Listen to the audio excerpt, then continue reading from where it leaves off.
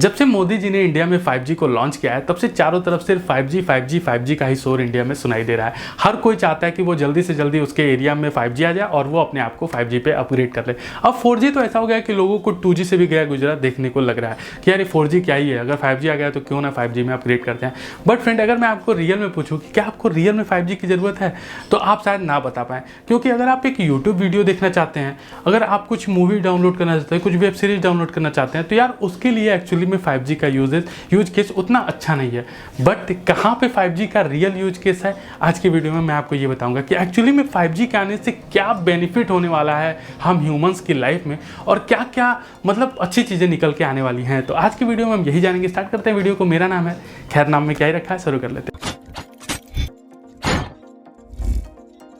देखिए friend, 5G आने का जो सबसे बड़ा फ़ायदा ये है कि यहाँ पे आपको बहुत ही लो लेटेंसी देखने को मिलती है।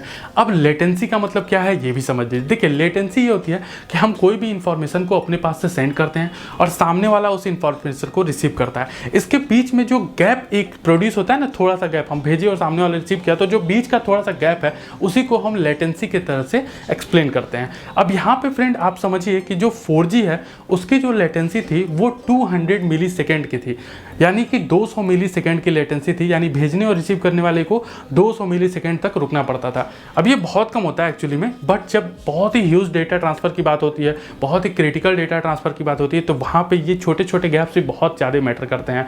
वहीं पे अगर 5G के लेटेंसी की बात करें तो ये घटकर 1 मिली सेकेंड रह गई है। सोचिए आप 200 गुना घटकर 1 मिली सेकेंड पे लेटेंसी आ जाएगी। अब ये जो लो लेटेंसी है इसकी वजह से बहुत सारे यूज केसेस आपको मार्केट में देखने को मिलेंगे। तो सबसे पहला आपको यूज केस जो देखने को मिलेगा बहुत ही इंटरेस्टिंग है और यहाँ पर ये देखने को मिलेगा जो ऑटोमोबाइल इंडस्ट्री में, यहाँ पे जो कार्स अब आएंगी इन फ्यूचर वो ऑटोमेटिक और ऑटो कनेक्टेड होंगी एक दूसरे के साथ। जी हाँ दोस्तों, ये बहुत ही इंटरेस्टिंग है क्योंकि कार्स आपस में बातें कर सकेंगी, एक दूसरे का डेटा ले सकेंगे और दे सकेंगे, जिसकी वजह से एक्सीडेंट्स वगैरह बहुत ज़्यादा मिनिमाइज हो जाएंगे। हाँ, यहाँ पे बात ये नहीं किया जाता कि कोई पेडेस्ट्रियन जा रहा है तो उसके साथ एक्सीडेंट नहीं हो सकता, या फिर कोई दूसरी बाइक्स वगैरह जा रही हैं, पुरानी कार्स जा रही हैं तो एक्सीडेंट नहीं हो सकता। बट हाँ, अगर दो एडवांस्ड कार हैं जो कि आपस में डेटा ट्रांसफ़र कर रही हैं तो उनके बीच में जो कोलिजन की स्थिति है वो घटकर बहुत ज़्यादा मिनिमाइज हो जाएगी, यानी समझिए नेग्लिजिबल ही हो जाएगी। यानी दो एडवांस कार एक दूसरे के साथ टक्कर नहीं होने वाला है इन फ्यूचर। अभी तो ये इनिशियल स्टेप्स हैं, आगे और ज़्यादा जब एडवांसमेंट होगा इसमें तो आपको और बेहतरीन और भी शानदार एक्सपीरियंस और बहुत ज़्यादा यूज केसेस आपको यहाँ पर देखने को मिलेंगे। अब यहाँ पे ऑटोमोबाइल इंडस्ट्री में आपको vehicle to vehicle information transfer तो देखने को मिलेगा ही, बट व्हीकल टू इंफ्रास्ट्रक्चर भी आपको ट्रांसफार्मर देखने को मिलेगा। इससे क्या होगा कि अगर कोई कार है कहीं पे अचानक से ब्रेक डाउन हो जाता है, कार खराब हो जाती है, कुछ भी होता है, तो जो कार के कस्टमर केयर्स बैठे होंगे ऊपर की तरफ उनसे ये कार्स बता सकेंगे कि एक्चुअली में कार में क्या प्रॉब्लम है और उन्हें किस तरह से जल्दी रेक्टिफाई किया जा सके। जो दूसरा यूज केस है वो है इमर्सिव वर्चुअल रियलिटी गेम्स। जी हाँ दोस्तों, गेम्स की तो दीवानी पूरी दुनिया हो रही है, बच्चे से लेकर बुजुर्ग तक हर कोई आजकल गेम खेलना चाहता है और गेम को जितना ज़्यादा हो सके उतना ज़्यादा रियलिस्टिक बनाने में कंपनीज लगी हुई हैं। बट फ्रेंड, एक 2D स्क्रीन पे गेम खेलना और एक वर्चुअल रियलिटी में खुद को उस गेम के बीच में मौजूद पाना, इन दोनों में बहुत ज़्यादा डिफरेंस है।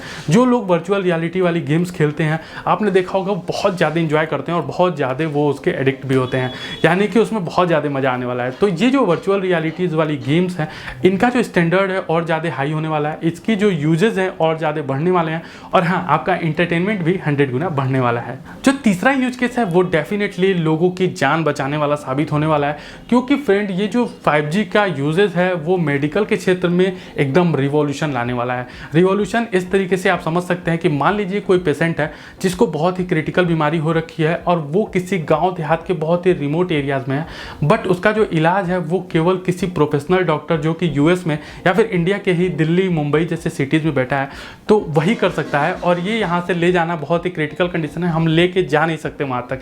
तो इस मतलब इतना टाइम नहीं है कि हम लेके जा सके इतनी जल्दी।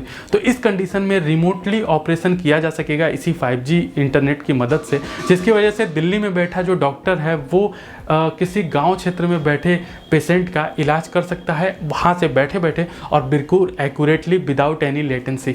तो देख रहे हैं आप कितना बढ़िया यूज केस आपको हेल्थ के फील्ड में देखने को मिल रहा है।